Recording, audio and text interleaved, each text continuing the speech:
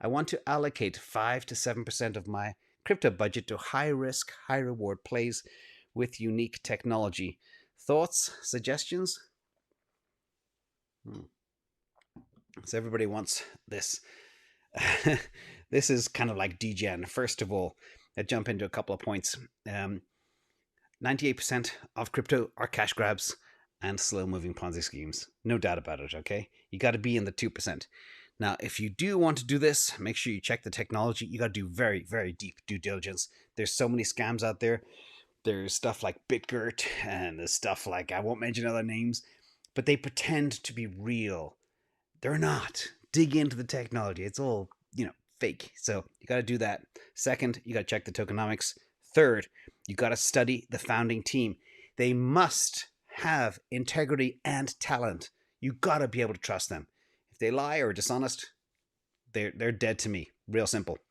And finally, watch whale movements and token concentrations, and also calculate inflation. Check my avalanche video from a couple of weeks ago. I'll put it up that corner later. So stay tuned for that. Now, the other way to think about this as well, we're putting together a very simple way to explain how you should allocate your portfolios. So this is a simple, call it the token matrix. This type of methodology has been used for equities a lot in the past. But if you have on the left-hand side, you've got your asset. It could be Tesla or whatever else, or your token risk. You have the risk level between high and low. And on the top, you have your expected returns. Again, low and high. So if you want to get something that has low risk, it'll probably have low returns. And therefore, I say, who cares? It's like holding fiat. Not interested.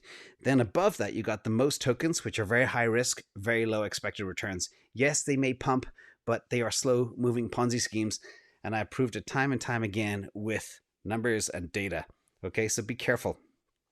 Now, the other interesting thing about these two categories is the people who pump them, their sentiment is typically grounded in their own bags. So people get very passionate when they own a lot of something and it's not performing well. So if you criticize it, you expose yourself to a lot of trolls. Trust me, I learned that the hard way last year and this year too. But I just to zoom out, I believe in honesty and numbers and quant, no emotions, and I'm not owned by anybody. Then on the right, they got the interesting section. So Salim, what you're talking about is the yellow piece here. We call this gambling. So, and if you look at the sweet spot, this is stuff with low risk and high return.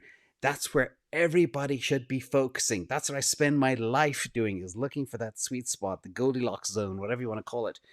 So imagine you have something that has an expected value return of doing a 3x this year or next year, and the risk is 1. If you are gambling, you're going into a higher risk token.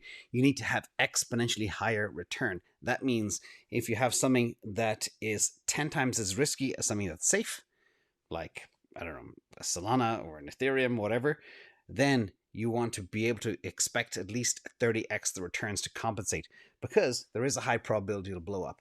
Take, for example, a venture capital model. They invest in 100 companies.